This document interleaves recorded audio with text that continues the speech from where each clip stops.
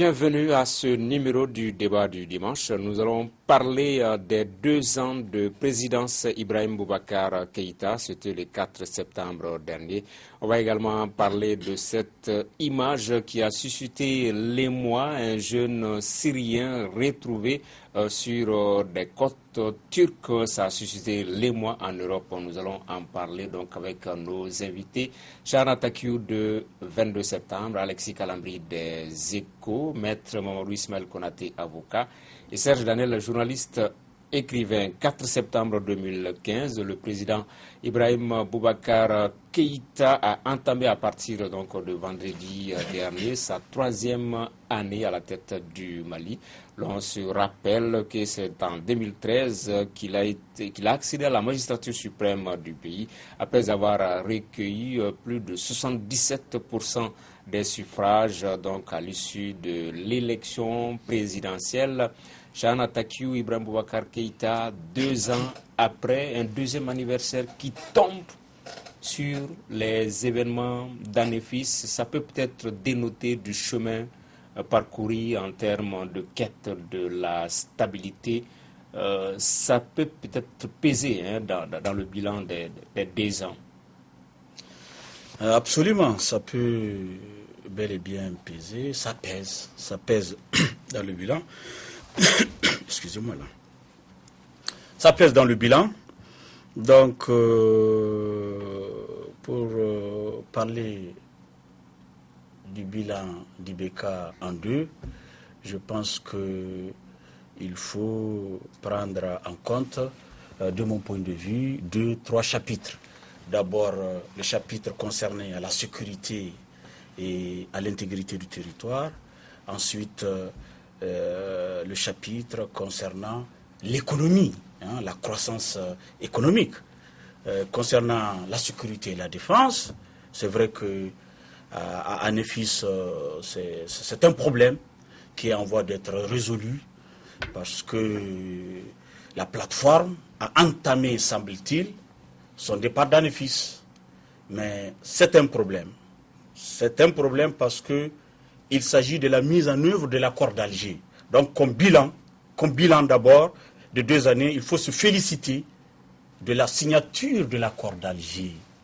Il faut se féliciter de ce processus de paix qui va nous permettre de récupérer l'ensemble de notre territoire, qui va nous permettre d'avoir la stabilité, la paix, le développement dans le nord du pays. Donc maintenant, il faut se battre pour la mise en œuvre de cet accord d'Alger qui est un élément fondamental pour la 2e année d'IBK. Okay. Secondo, je n'ai pas terminé, je parle de 2 points, les autres vont peut-être s'apaisantir sur le... Je parle de l'économie. L'économie aujourd'hui, lorsqu'IBK venait, le taux de croissance, Alexis, tu le sais, c'était 1,7%. 2012, c'était nul. Aujourd'hui, on est 7,2%. D'accord. Aujourd'hui, nous sommes en termes de taux de croissance à 7,2%. Cela veut dire que le Mali bouge, il y a eu des investissements, il y a eu du progrès. Cela doit être dit, encouragé, entretenu et soutenu. Ok, je veux juste coller la question à l'actualité. On a dit que ce sont des 2 ans qui tombent sur les événements d'Anefis. Alexis Kalambri, en termes de bilan, est-ce qu'on peut dire que c'est la fin? On doit plutôt s'atteler sur la fin pour un Anefis ou tout simplement le processus qui a conduit, qui a abouti à tout cela. Sinon, quand le président venait aussi, l'administration malienne était à Kidal, l'armée était à Kidal, mais aujourd'hui, 2 ans après, ce sont des événements qu'on connaît. Est-ce qu'il faut s'apaisantir sur la fin ou tout simplement le processus qui nous a amené oui, forcément le processus, parce que, disons, Anefis, c'est juste une étape. C'est une insuffisance qui nous a amené à la situation de Anefis. Premièrement, pour voir le bilan, peut-être, je ne sais pas s'il faut commencer par ce qui est bon, ce qui est moins bon, je ne sais pas. Mais on commence sur la sécurité, le nord, Anefis, on est là-bas. Oui, ce qui n'a pas marché, c'est que le processus vraiment à la signature des accords, il aurait fallu une prise en main qui n'est pas encore effective. Anefis est la résultante d'une défaillance du gouvernement, de l'État par rapport à la conduite de l'après-signature. Je pense qu'il y a beaucoup de manquements, beaucoup d'insuffisances qui sont dus justement à la manque de préemption de l'État sur le processus même. Donc, Maître Konaté, le Gatcha a entendu l'appel du président. La plateforme a décidé de se retirer de la ville. C'est une bonne chose, puisqu'on se disait qu'il fallait avoir deux armées. Votre impression sur cette question? Elle n'aura pas changé depuis la dernière fois qu'on a eu l'occasion de parler de ce sujet, et notamment de la présence de groupes armés qui se revendiquaient une certaine proximité avec l'État du Mali. Et j'ai rappelé qu'il fallait faire extrêmement attention à ne pas se retrouver dans une situation d'État en train de sous-traiter sa sécurité à d'autres. Ceci n'est pas sans danger, parce que pour qui connaît les groupuscules et leur mentalité, ils vous portent secours aujourd'hui pour vous demander la rançon le lendemain dans des conditions telles qu'ils sont eux-mêmes susceptibles d'être en situation de rébellion. De ce point de vue-là, et pour revenir juste à votre question de base, qui est la question du bilan, il faut rappeler que ce président a été installé dans des conditions difficiles. Il est arrivé lui-même pendant que le pays était en pleine partition. Il est arrivé dans un contexte de sécurité ou d'insécurité qui était énorme. Bien évidemment, on peut se réjouir du fait que aujourd'hui est meilleur que hier, mais aujourd'hui est encore plus difficile. Il est encore plus difficile à bien des égards parce que nous avons quand même assisté progressivement à l'émergence de situations sécuritaires relativement nouvelles sur lesquelles aujourd'hui, et c'est vrai que 2 ans d'un mandat de 5, ce n'est rien, mais 2 ans, c'est important déjà pour sortir les grands axes sur lesquels on travaille. Et moi, je suis toujours dans l'attente d'actions majeures dans le domaine de la sécurité, que ce soit intérieur d'une part, que ce soit extérieur, de manière à ce que d'abord le territoire soit protégé. Ensuite, les populations sur le territoire soient préservées dans leur vie et qu'aujourd'hui tout ce processus permette de mettre en place un contexte de paix qui permette aujourd'hui au développement de revenir, et qui parle de développement dans notre pays, c'est quand même des investisseurs étrangers qui reviennent aujourd'hui. Notre pays est relativement déserté à cause de ces situations pour lesquelles nous avons du mal à avoir une maîtrise parfaite. Donc s'il fallait s'arrêter sur les 2 années pour dire aujourd'hui ce qu'il en est de la question sécuritaire, il y a 2-3 choses à reprocher à l'État de manière générale sur la capacité à déployer un système de sécurité absolue. Bien évidemment, il n'y a pas de sécurité absolue. Ceci dit, il ne faut pas non plus être borgne à ce niveau pour ne pas constater qu'il y a des efforts qui ont été faits. Mais les populations que nous sommes, nous demandons encore à ce que ces efforts soient multipliés davantage, de manière à ce que le Mali revienne dans ses positions d'il y a 20 ans. Moi, je dirais, les 2 ans, je dirais, peut mieux faire, doit mieux faire. Et évidemment, moi, j'ai toujours considéré que ce premier quinquennat sera essentiellement sécuritaire. Dans 5 ans, ce qu'on va demander au président de la République, c'est pas le taux de croissance. Encore que si vous avez un taux de croissance de 7%, lorsque vous enlevez la démographie et l'inflation, il ne reste plus grand-chose. Alors, ce qui va être important, ce qu'on va demander au président de la République, c'est qu'avez-vous fait de notre sécurité? Le mandat est sécuritaire. On ne peut pas faire en 30 minutes le bilan sécuritaire des 2 années, mais il y a eu 2 choses. Et j'aime bien le rappeler parce qu'il y a 1 an, ici, je le rappelais. Le principal acte fondateur du quinquennat du président Ibeka, c'est d'avoir mis la junte au pas.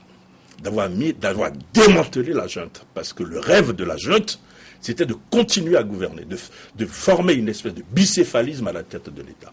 Et ça, tout le monde ne pouvait pas le faire. Il faut peut-être rappeler à cette occasion que l'ancien ministre de la Défense, Soumeilou Boubé Maïga, a joué un rôle là-dessus. Bon, c'est à l'actif du président de la République. C'est très important, il faut le souligner. Maintenant, évidemment, le président de la République a organisé une sortie la dernière fois dans une grande interview, ce qu'on appelle une grande interview. Il me semble que vous étiez là, je ne sais pas ce que c'est. Alors, il y a une question... Et qu'il était particulièrement bon. Ah oui, il était excellent, parce que vous avez poussé le président de la République dans ses derniers retranchements, dans ses d'avant-derniers retranchements, disons que ça comme ça. Et ça, c'était important lorsque vous lui avez dit « Ah, monsieur le président, pourtant, les Maliens vous ont élu pour faire la guerre, ils ont été peut-être déçus. » Le président de la République, grand seigneur, a dit, je résume, « Ah non, je n'ai pas eu ce sentiment-là. J'ai le sentiment qu'on m'a élu pour faire la paix. » Donc ça, c'est quand même important. C'est-à-dire que 2 ans après, il sort la phrase fétiche qui devrait, à mon avis, faire la une des journaux. Il n'est pas venu pour faire la guerre, mais pour faire la paix. Donc si vous voulez faire la paix, il faut être peut-être parfois aussi en position de force. Ok.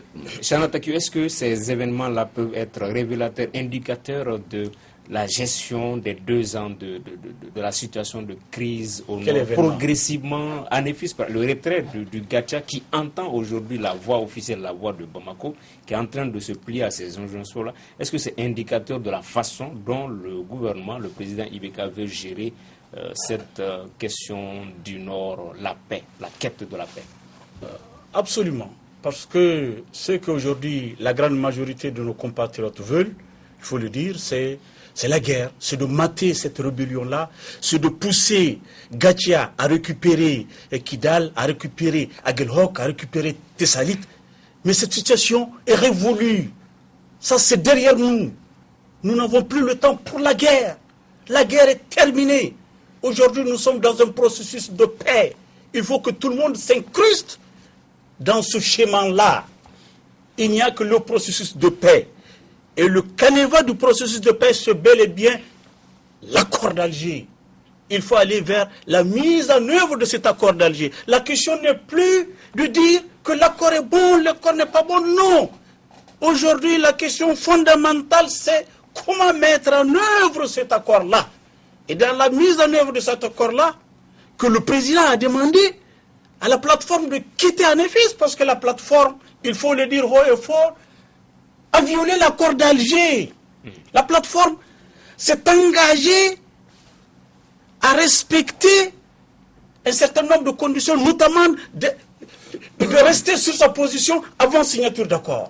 Donc chaque fois c'est la plateforme, c'est la plateforme qui bouge de sa position pour essayer de grignoter sur le territoire des autres. Ça c'est derrière nous maintenant, la plateforme a quitté. J'ai dit ça c'est derrière nous.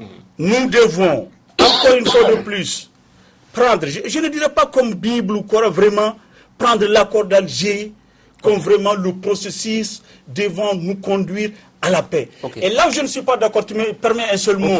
Avant de donner la parole à l'affaire d'Anefis. Alexis semble dire que c'est la faute au gouvernement. Non, c'est pas le gouvernement qui est allé à Anefis. Il faut accepter de dire la vérité, dire ce qui est. Qui est à Anefis, c'est la plateforme, c'est Gacha, c'est la milice arabe. C'est vrai que c'est une milice pro-gouvernementale. C'est une milice montée par l'État. Que l'État a du mal aujourd'hui à contrôler. Ils y sont plus, parce qu'ils sont en train de quitter progressivement. Non, en fait, Alexis, il y a 2 choses. Je n'ai pas dit ce qu'il a dit, bien entendu. J'ai dit qu'il y a eu Anefis parce que l'État a manqué, n'a pas pris en main le processus comme cela devait être, parce que s'il y avait vraiment les négociations s'étaient engagées juste après la signature, que le processus était bien pris en main, Anefis n'aurait pas eu lieu, premièrement. Deuxièmement, ce qui a mis mal à l'aise, ce n'est pas tant, disons, le fait que Ibeka ait demandé au Gatia de quitter Anefis, mais qu'à la limite qu'il l'ait fait à la demande d'autres.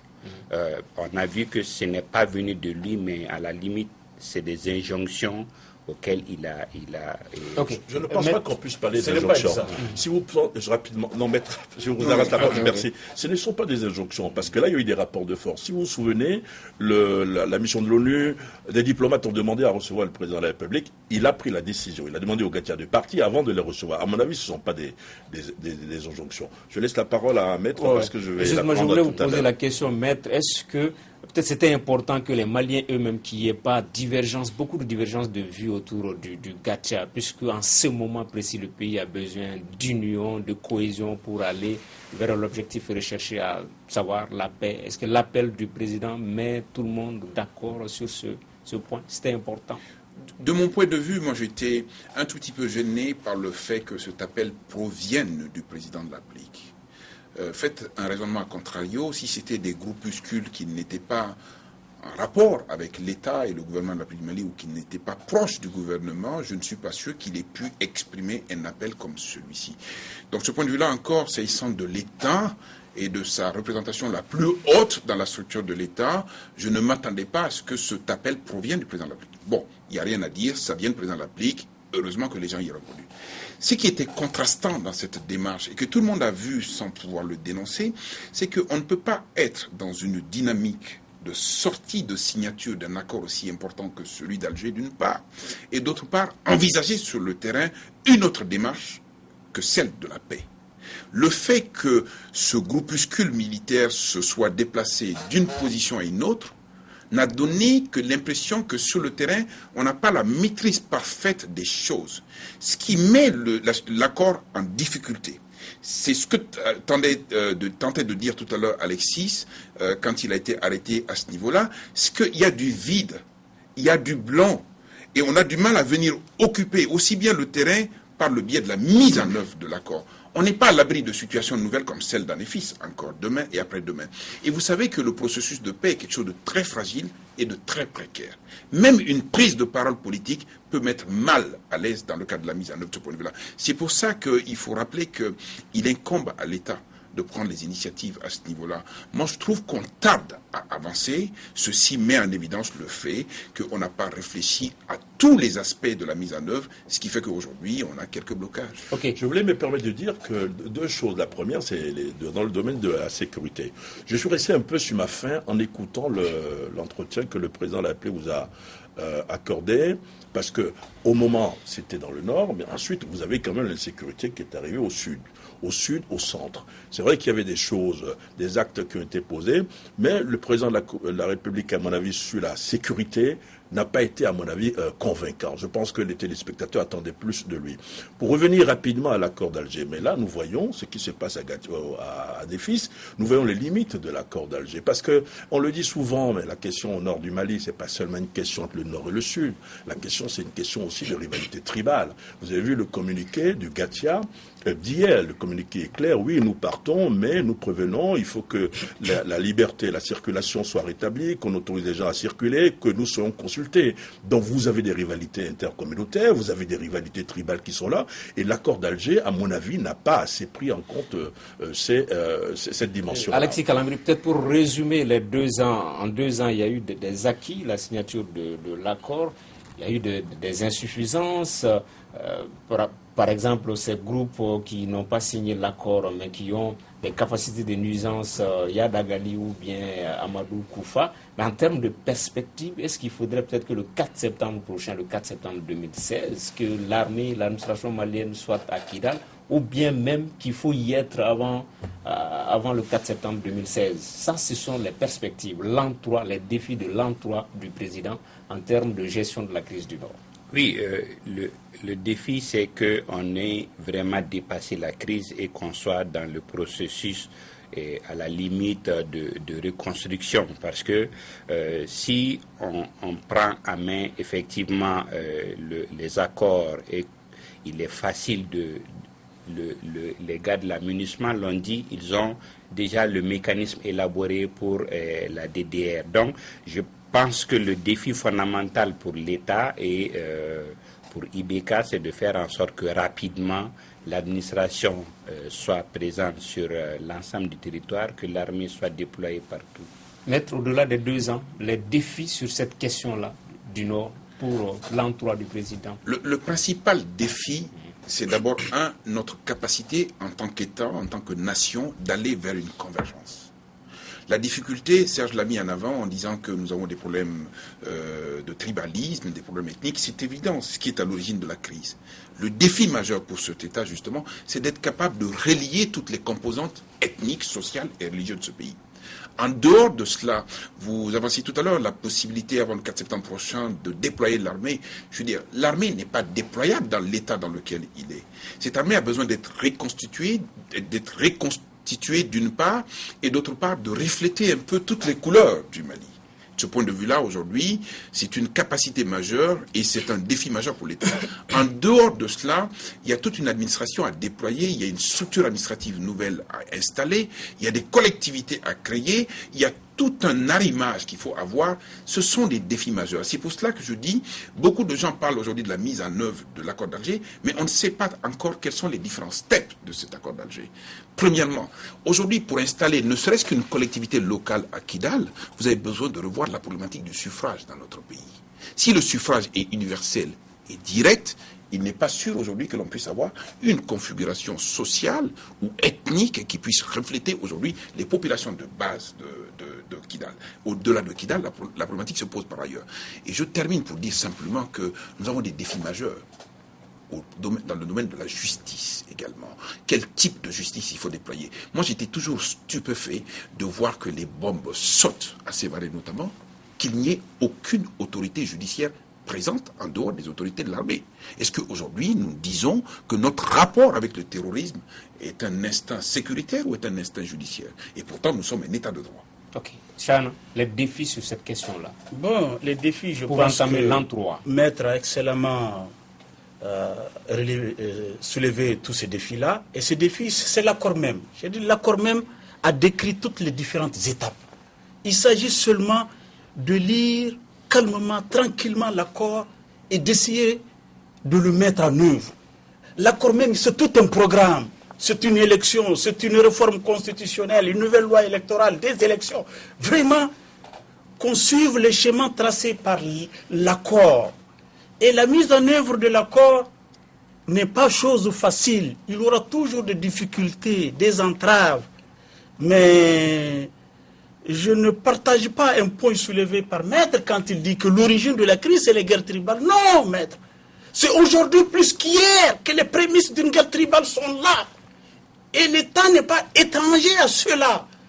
Parce qu'en montant une communauté contre une autre, le Gacha, le Gandakoy, le Gandaïzo, une partie des Arabes, tous se retrouver au niveau de la plateforme contre les Touaregs, contre les Idnan, contre une partie encore des Arabes. Mais Chana, c'était un instinct de survie pour ces communautés. J'ai dit ce n'est pas un instinct de survie. Si l'État est absent, si l'armée, si ces populations ont pensé que l'État ne peut pas assurer leur défense, leur protection, l'instinct de survie fait qu'ils sont obligés de... J'ai dit ce n'est pas une question d'instinct de survie. Au moment où on avait besoin de cette milice-là, elle ne s'est pas présentée. D'accord. Aujourd'hui, c'est l'État qui entretient cette milice, il faut le dire. Même les armes avec lesquelles cette milice se bat proviennent quelque part de l'État. Il faut le dire. Cette milice aujourd'hui a eu une certaine popularité, a eu une certaine force, au point qu'elle est en train de se retourner contre l'État même qui l'a fabriqué. Donc, en termes de perspective, il faut parvenir à déjouer tout cela. Il faut parvenir à déjouer tout cela rapidement par la mise en œuvre de l'accord d'Alger. Okay. Sinon, cette milice-là... parce que le problème d'Anefis, c'est quoi?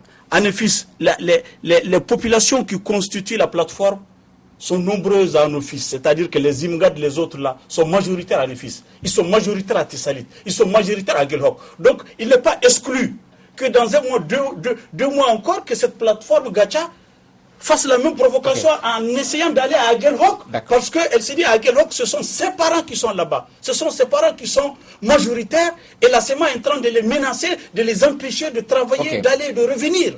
À mon avis, le défi va rester sécuritaire. Et pour y arriver, pour réussir, il faut vraiment que on sente qu'il y ait d'un côté le discours et de l'autre côté la méthode, les actes. Parce que j'ai écouté, je reviens un peu sur l'interview du président de la République, c'est la dernière fois qu'il a parlé. On peut voir, hein. Et ce qui m'a frappé, c'est et puis c'est pas la première fois d'ailleurs, il félicite toujours son Premier ministre, mais jamais les ministres.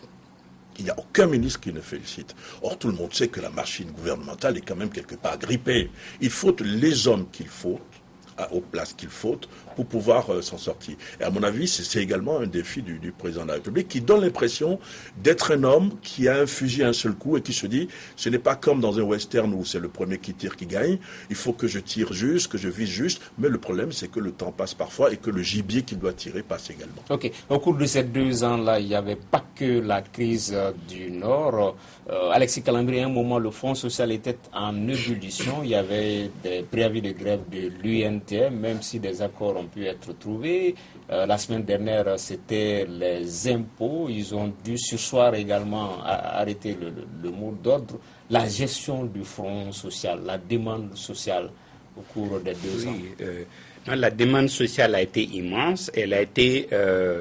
je dirais que c'est un peu le côté assez positif, hein, parce que, bon, c'est vrai, si on exclut bien entendu le bras de fer entre les impôts et le ministre Rigor, mais du temps où Ampé a eu à gérer cette question de l'UNTM, et vous voyez qu'il y a eu beaucoup de choses qui ont été ajoutées. Mais fondamentalement, non, il y a eu, oui, non, Ampé, c'est le ministre des Finances. Le ministre des Finances a...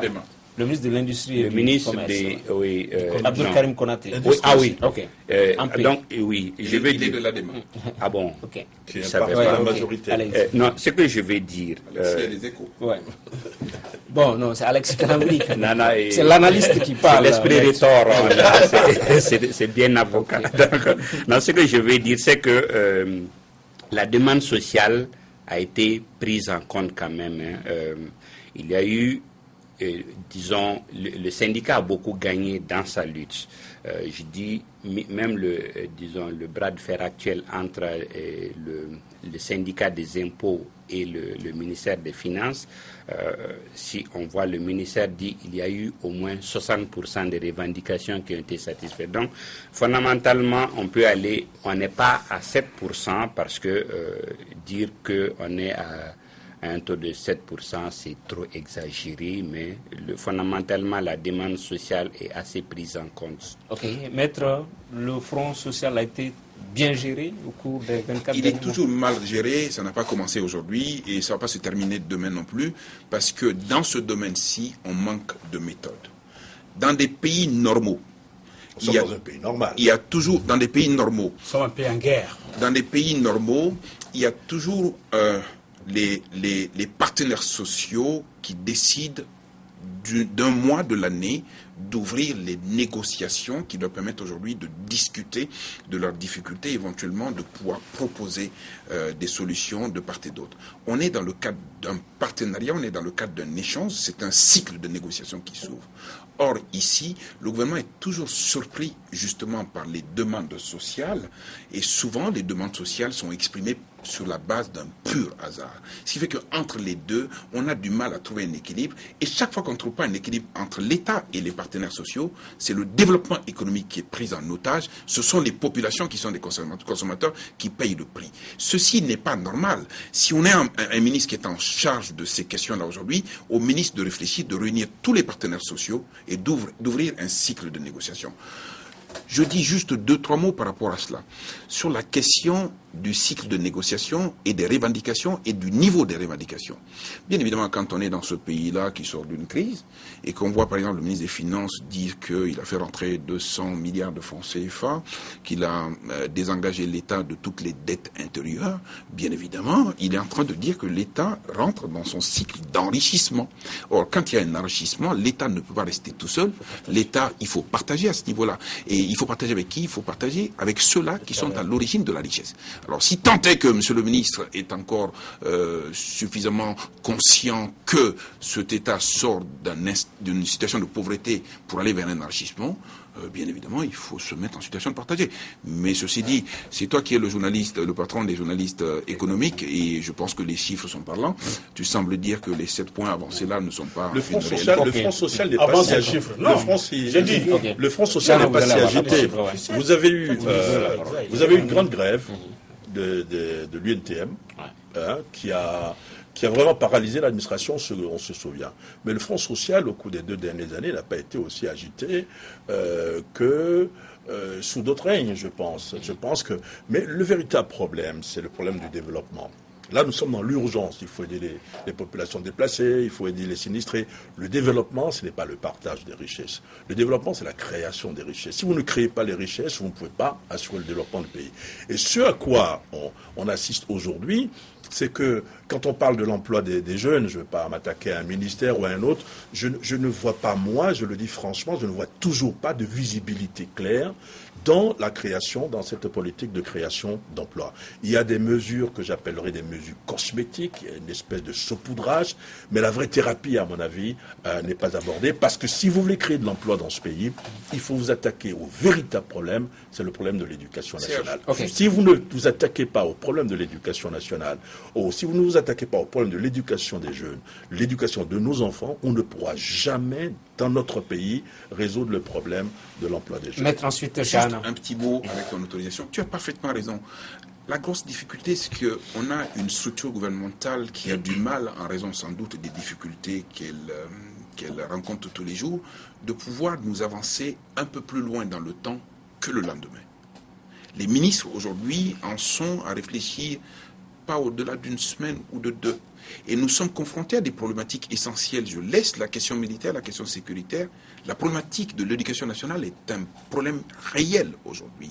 Quand vous voyez le nombre de diplômés en droit qui sortent de nos facultés de droit, et quand vous voyez aujourd'hui la faible capacité d'absorption et du secteur privé et de l'État pour pouvoir prendre en charge ces gamins-là qui sortent de l'école, c'est une difficulté. Deux choses. Il n'y a pas nécessité de produire 800 diplômés titulaires de maîtrise en droit tous les ans. Si on ne sait pas où les mettre, il y a lieu peut-être de fermer la faculté de droit. Ouais, peut-être, Chana Taku, ça c'est normalement pris en compte par une des promesses du président lors de la campagne, 200 000 emplois. Souvent, des chiffres sont quand même avancés, 2 ans. Absolument, après. absolument. Même si l'autre jour, on n'a pas eu de chiffres de la part du président. Absolument. Moi, je vais te donner des chiffres, mais en attendant, comme on a parlé de sécurité, tout ça là, il faut parler toujours des chiffres officiels, parce que c'est ce qui permet d'argumenter. Mais non, quand on est sur la demande, pas les chiffres officiels. J'arrive, chiffres officiels. J'ai dit, on a parlé de la sécurité, de la défense, tout ça là. Il y a un aspect très important qu'on n'a pas évoqué ici, la loi de programmation militaire pour 5 ans. Chana, on va... Laisse-moi, je viens. Tangara, tu me laisses parler. Non, on a déjà dépassé... Non, j'ai dit ce mot-là, des gens reviennent sur des mots. J'ai dit ce mot, je viens sur l'emploi. La demande sociale sur l'emploi. Si tu as des chiffres à ce niveau-là, vas-y. J'ai dit c'est un élément important qui n'a pas été dit, tu me permets de le dire. Il y a eu une loi de programmation militaire qui prévoit des investissements de 1500 milliards en 5 ans. Ça, c'est pour l'armée. Cela dit, je viens à l'emploi. Voilà. L'emploi, le président de la République a promis 200 000 emplois pour le quinquennat. Moi, j'ai même dit 200 000 même, c'est très peu pour le quinquennat. Déjà, il y a eu, selon les chiffres officiels, 71 000 et quelques emplois durables créés, soit 36% en 2 ans. Cela veut dire que si le rythme est maintenu, dans 5 ans, on va dépasser le 200 000 emplois promis par le président. Mais les emplois ont été créés dans quel domaine? Dans tous les domaines. Dans tous les domaines, j'ai un article sur ça là-bas, je suis allé enquêter au ministère de l'Emploi, au niveau de la pêche, au niveau de la NPE. J'ai eu les chiffres. Ce ne sont pas des chiffres inventés ou créés par Chana Taku. 36%. Si le président n'a pas donné les chiffres aujourd'hui, moi ça m'a tiqué, je te l'ai dit. C'est pourquoi moi je suis allé à la recherche du chiffre, parce que je n'étais pas satisfait de la réponse du président. D'accord. Alexis Kalambri. Par rapport à la demande, il y a beaucoup à faire. Absolument, j'en conviens. On ne peut pas sortir d'une année de récession pour être à 7% l'année suivante, ce n'est pas possible. Même les Chinois ne peuvent pas le faire. Quand est-ce qu'on est sorti de récession? Ce que je voudrais non, ne suis pas des chiffres. Ce que tu dis n'est pas exact. L'année de récession, c'était en 2012, où c'était nul, où la croissance était nulle. Ça, c'est 2012. Celui qui a la parole s'appelle Alexis. Celui qui appelle la parole n'a qu'à parler, argumenter, faire appel aux chiffres, c'est que les journalistes économiques. Allez-y, Alexis Kalambri. Ce que je voudrais ajouter, c'est qu'il y a des domaines, encore je reviens là-dessus, il y a eu, encore une fois, ça a fait du bruit, mais quand même, nos compatriotes ont eu des logements contestables, contestés, mais il se trouve que beaucoup ont été logés conformément aux promesses. D'autres ont été cassés. Il y a eu également, Chana me fait perdre le fil tout le temps, il y a eu également, toujours côté positif, il y a eu une loi qui va réglementer le logement. Ça veut dire que les prix, même ceux qui sont en location, les prix vont être encadrés. Discutable, mais la loi a été votée. Il y a les produits de première nécessité ont été encadrés de sorte à éviter certaines inflations. Donc, ça peut paraître minime, mais dans un contexte actuel, disons, de crise généralisée, je pense que ce n'est pas à minimiser. Fondamentalement, je pense qu'il nous manque une réflexion solide, structurée et concrète de façon, comme Maître le disait, à canaliser ou à avoir une vision d'ensemble de quelle politique économique on veut mettre en place. On joue certes aux pompiers, quand ça chauffe, là on voit rapidement quelles mesures on peut prendre, mais il y a encore à travailler sur la politique économique à long terme. Oui, Maître Konaté, on a l'impression que les points engrangés souvent par le gouvernement sont dilués dans les travers de la mauvaise communication. Pendant les 2 ans, c'est vrai, Serge a parlé de la restauration de l'autorité, le fait de démanteler la junte. On peut parler de la question Ebola. Le gouvernement est parvenu à éradiquer Ebola. Aujourd'hui, 8 km de route en 2 ans. Souvent, ce sont les 2-3 points. Non, on a l'impression, puisque s'il n'y a pas assez de communication, en termes de traçabilité, de visibilité, ce sont les quelques points qui tombent dans la perception populaire. Est-ce qu'il n'y a pas du travail à faire dans ce niveau-là, en termes de communication, de visibilité des actions du gouvernement? Non, mais la première communication, c'est celle à laquelle tu as participé toi-même, avec le président de la République comme acteur principal. Alors, ce n'est pas une communication, c'était une interview sérieuse, quand même. Oui, mais tu sais, moi, je suis dans le générique. Je ne suis pas de la même profession que toi. Je parle de communication chaque fois qu'il prend la parole pour s'exprimer. De ce point de vue-là. Donc, par exemple, Ebola, c'était un point positif. Quand on a regardé, par exemple, ce qui s'est passé dans un pays comme la Guinée, qui, du jour au lendemain, a été ravagé par cette maladie-là, et que nous avons résisté, grâce, entre autres, au président de la République, qui, lui, s'est déplacé, a été dans une blouse blanche, et puis, quand même, a déployé, par le biais des professionnels qui l'accompagnaient, une série d'actions qui ont eu des résultats. C'était dommage que le président de la République n'en parle pas. Mais pour revenir justement à cette question de la communication et à la capacité des gens justement à mettre en avant à leur actif des réussites, c'est parce qu'aujourd'hui nous avons une structure gouvernementale qui, dans son ensemble, n'arrive pas à dépasser les compartiments. Par exemple, aujourd'hui, il n'y a pas de débat sur le SMIC dans notre pays. Le SMIC, c'est quoi? C'est le référentiel de revenu minimum pour chaque travailleur de base. Ce SMIC-là doit prendre en compte aujourd'hui un certain nombre d'éléments. Le consumérisme aujourd'hui, c'est-à-dire les 3 ou 4 produits qui sont nécessaires aujourd'hui à la survie d'un couple. Il faut le dégager de manière à ce que nous puissions avoir une parité parfaite entre le revenu au titre du SMIC et les besoins essentiels. C'est entre les deux, éventuellement, que la justice sociale pourrait intervenir pour prendre en compte la situation déséquilibrée de Serge par rapport à la situation d'extrême richesse de Chana Takiou, par exemple. C'est comme cela que l'on fait. Mais dans ce pays, on refuse de faire ça, et c'est tous les ans qu'on vient subventionner globalement le riz, globalement le sucre, globalement la farine, globalement le ciment, et globalement quelques autres produits encore. Ce qui fait qu'aujourd'hui, Serge, qui a des revenus de journaliste extrêmement importants, aujourd'hui, ne peut pas être en compétition avec l'équivalent de Serge, journaliste, dans une radio internationale, justement, avec le patron des Échos, par exemple. Donc, il y a une distorsion à ce niveau. On a besoin aujourd'hui que l'on puisse mettre une dynamique globale de réflexion, justement, sur tout ce qui est essentiel aujourd'hui à la survie sociale des gens. Vous parlez de communication. Je me suis pris un moment pour un économiste. Non, mais ça c'est... Vous y arrivez bien là. Vous avez parlé de communication, mais ce n'est pas sorcier, la communication. C'est un métier, si vous voulez. Et il faut aller chercher ceux qui sont des spécialistes en matière de communication, c'est tout. J'ai appris la dernière fois qu'il y a un nouveau directeur de la communication au Palais. Peut-être que ça va changer, je ne le connais pas. Mais c'est un métier. Vous avez dans les pays, en plus, quand vous ne le savez pas, il faut aller voir comment ça se passe ailleurs. En France, vous avez un porte-parole du gouvernement, mais quand il y a un problème sécuritaire, ça n'empêche pas le ministre de la Sécurité de prendre la parole. C'est-à-dire le ministre de la Sécurité va sur place, sur le terrain, pour voir ce qui se passe. Et qui communique. Donc, vous avez visiblement, au sein du gouvernement, le dispositif de communication qui ne fonctionne pas.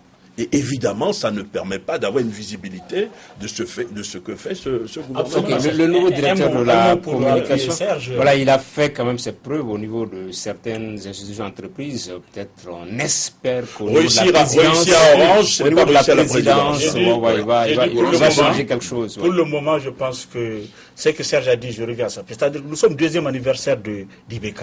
Il n'y a pas un département ministériel où il n'y a pas de chargé de communication.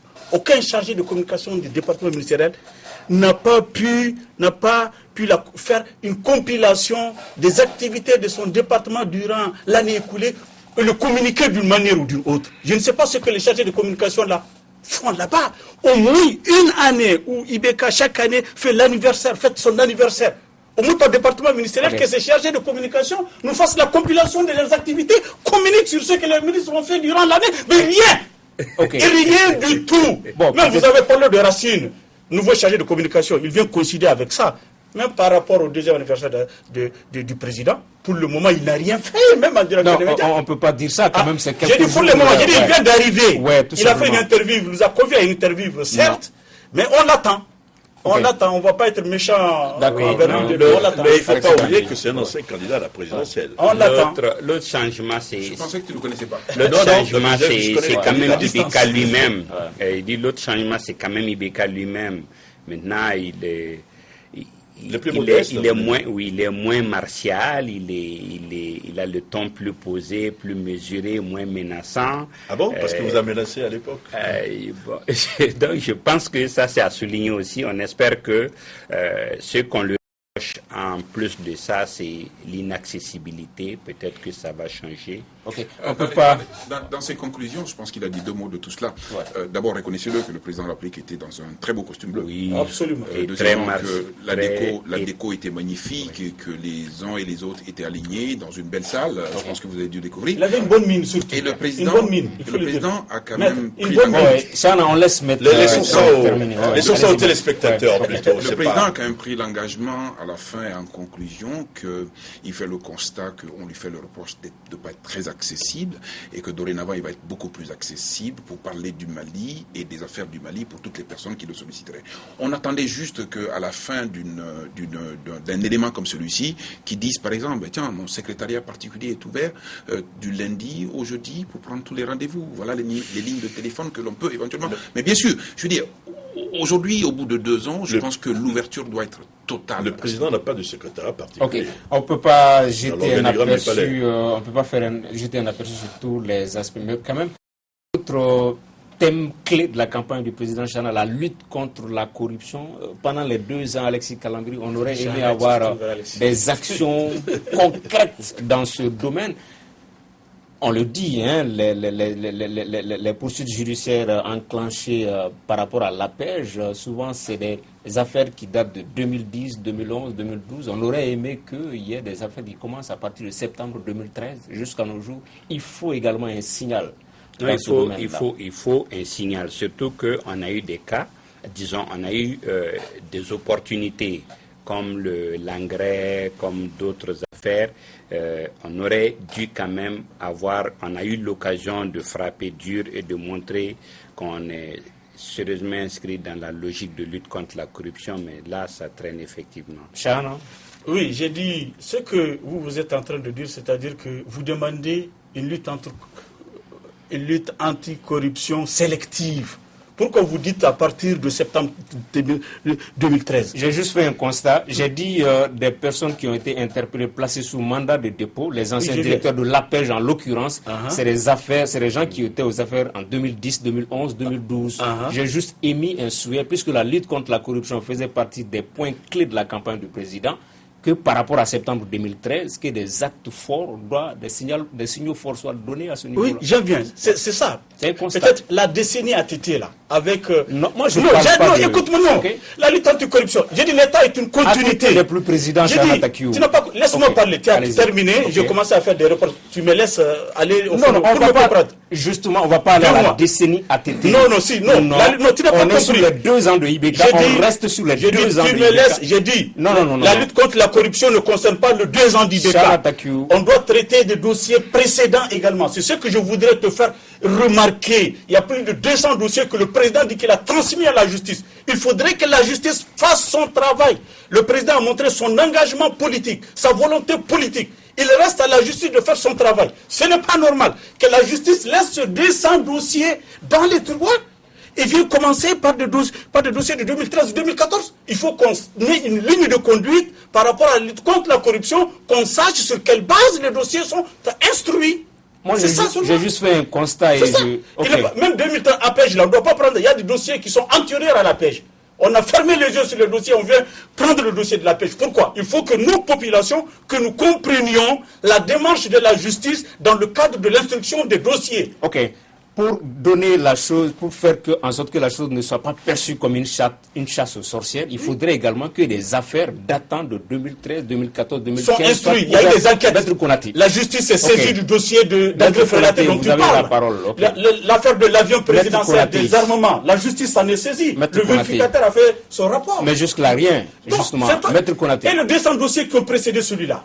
Chana, ce que dit Tangara, c'est que la justice, pour avancer, doit se bander les yeux pour ne prendre en considération aucun autre élément qui puisse venir constituer un obstacle à la justice. De ce point de vue-là, le président Laplique, pour revenir encore à cette interview que vous avez menée, a dit que personne au Mali, en tout cas parmi les magistrats, y compris ses amis, ne pourrait éventuellement le mettre en cause aujourd'hui pour un coup de fil passé demandant à intervenir dans un sens ou dans l'autre. Je suis avocat et je pense que je peux le témoigner même si je ne suis pas magistrat. Et cela n'a pas toujours été le cas de tous les présidents passés. Mais ce qu'il faut rappeler au président Laplique, c'est qu'une chose est de dire une doctrine comme celle-ci aussi importante qui fait que le chef de l'exécutif n'interfère pas dans la justice, mais une autre chose est de dire, derrière cela, voilà la doctrine de la justice. La doctrine de la justice dont on a besoin. La justice et le temps, la justice, quand elle intervient aujourd'hui, elle appréhende toujours les affaires du passé. Elle appréhende très peu les affaires du présent. Mais là où il y a une difficulté dans le présent, c'est que la rumeur publique colporte des informations relativement à la mise en cause d'un certain nombre de personnes. C'est l'occasion de parler de l'affaire de l'engrais et de bien d'autres encore. Ce que le peuple, la population n'arrive pas à comprendre, c'est qu'aujourd'hui les autorités judiciaires n'interviennent pas pour ouvrir une information judiciaire. En ouvrant une information judiciaire, on ne reste pas dans le cabinet d'un juge d'instruction ou d'un procureur de la police. Il faut communiquer parce que ces affaires concernent l'État, la nation et le peuple. Je termine juste sur ce point-là, que le président Laplique avait déjà décrété l'année 2013 ou 2014, année de lutte contre la corruption. Maintenant que cette année est terminée sans qu'à la limite on rappelle aux gens quelles sont les limites, il faut fixer une doctrine. La doctrine, c'est tous les hommes publics, politiques, en situation de diriger l'État et la nation dans des fonctions bien précises, doivent pouvoir être mis en cause chaque fois que de besoin, et à ce niveau-là, il doit pouvoir entrer dans un processus de transparence absolue. Voilà la doctrine aujourd'hui. Elle s'appellera sans doute la transparence, peut-être pas la lutte contre la corruption, mais les deniers publics doivent être préservés dans notre pays, et quiconque est mis en cause doit pouvoir se libérer de la fonction publique. Il faut pouvoir lutter contre la corruption en amont et en aval. C'est pas seulement les problèmes de justice qui règlent les problèmes de lutte contre la corruption. J'ai l'habitude de dire généralement que lorsqu'un État fait semblant de payer ses fonctionnaires, que les fonctionnaires font semblant de travailler. C'est vrai que l'expérience a démontré que lorsque vous augmentez les salaires, il peut y avoir une inflation, ça ne résout pas forcément le problème de la lutte contre la corruption, mais c'est déjà quelque chose. Ensuite, il faut des mécanismes, si vous voulez. Lorsque dit la loi, par exemple, la loi oblige certains acteurs publics à déclarer leurs biens, par exemple lorsqu'ils prennent des fonctions à la tête d'institutions ou à la tête de... C'est inopérationnel aujourd'hui cette loi, en l'absence de décret. Mais cette loi est inopérationnelle. Il n'y a pas de décret d'application de cette loi. Alors, il n'y a pas de décret d'application de cette loi. Mais pourquoi voulez-vous que les autres... Et ce n'est pas normal. Et ce n'est pas normal. Donc c'est pour ça, j'en aurais terminé, qu'encore 2 ans, en termes de perspective, il faut que il y ait d'un côté, c'est vrai, le discours, et puis la méthode. Ok, on me signale que le temps qui est à notre disposition, le temps imparti, on est au-delà, mais exceptionnellement, on a 5 minutes pour aborder ce buzz de la semaine. L'image d'Aylan, un jeune Syrien de 3 ans, retrouvé sur une plage turque. Un cliché électrochoc qui a suscité l'émoi en Europe. Nous écoutons ici quelques réactions de Français. Ça a touché quelque chose de plus profond en nous et on a eu envie de montrer aux politiques un petit peu que voilà, et eux ne voulaient rien faire, refusaient les propositions qui étaient faites par certains et que là l'opinion publique leur dit maintenant arrêtez, il faut absolument accueillir les réfugiés. Ça fait longtemps qu'on est indigné par ces guerres et par voilà, bon, donc moi je pense qu'il faut ouvrir les frontières, qu'il faut accueillir c'est pas des gens qui viennent ici pour nous voler le travail, mais qui viennent ici parce que leur vie est en jeu, quoi. Voilà, de nouveaux sentiments, Alexis Calambri, de la part des Européens? Juste là, il y avait des images de bateaux de fortune, des Africains. Il n'y avait pas eu beaucoup de réactions. C'est vrai, Aylan, c'est un innocent, c'est un jeune de 3 ans. Je pense qu'il faut surtout une information de l'opinion publique européenne qui visiblement n'est peut-être pas au fait de tout ce qui est fait en son nom. Tout ce qui se passe, toute cette misère ambiante est la résultante de la politique de ces Occidentaux dans ces pays-là. Chez nous, en Asie, en Europe de l'Est, tout ce qui se passe, c'est un peu le comportement des hommes politiques des puissances occidentales. C'est triste, ça fait mal. Nous avons tous suivi vraiment cette situation qui a quand même déclenché une mobilisation générale en Europe, même si la Hongrie reste insensible à cette situation. Je pense que la France hésitante est en train de comprendre et des Français sont en train de lever la voix pour dire ouvrez les frontières, ils ne viennent pas pour nous voler nos emplois. Non, c'est des gens qui ont des difficultés, qui sont en guerre. Ce sont des réfugiés. Ce sont des réfugiés. Et la loi même autorise, sinon exige de l'Europe de les accepter, de les héberger, de les nourrir, de leur donner du travail. Malheureusement, cette Europe-là use de la loi à géométrie variante. Quand ça l'arrange, on fait appel à la loi. Okay. Quand ça ne l'arrange pas, on ferme les yeux à la loi. Seul élément positif... rapidement, il ne nous reste plus beaucoup de temps. Ouais. Le seul élément positif de ce drame, c'est que l'Allemagne généreuse est en train d'être davantage généreuse. La France réticente est en train également de vouloir ouvrir ses frontières. Et toute l'Europe est en train de se mobiliser pour accepter ces réfugiés. Je pense que c'est un déclic vraiment qu'il faut encourager. Maître Konaté. Oui, l'Occident est à l'origine de la douleur du monde. L'Occident est à l'origine de la désorganisation du monde. Et l'Occident est à l'origine justement de toutes ces situations de difficulté qui sont bien évidemment des résultantes comme celles que nous avons vues aujourd'hui. Je pense que les hommes que nous sommes ne devront pas être fiers. La couleur est synonyme de douleur. La géographie, suivant la partie du monde dans laquelle on se trouve, est synonyme de douleur aujourd'hui. Moi, je veux bien, en France, c'est toutes ces situations comme celle-ci qui donnent l'occasion justement d'une émotion. Mais le lendemain, l'émotion disparaît. Mais ceci dit, il y a des problèmes de fond. Voilà simplement un gamin de 3 ans qui s'est révélé donc dans des rivages, au bord de la mer, pour rappeler aujourd'hui jusqu'où on peut aller dans une dynamique humaine.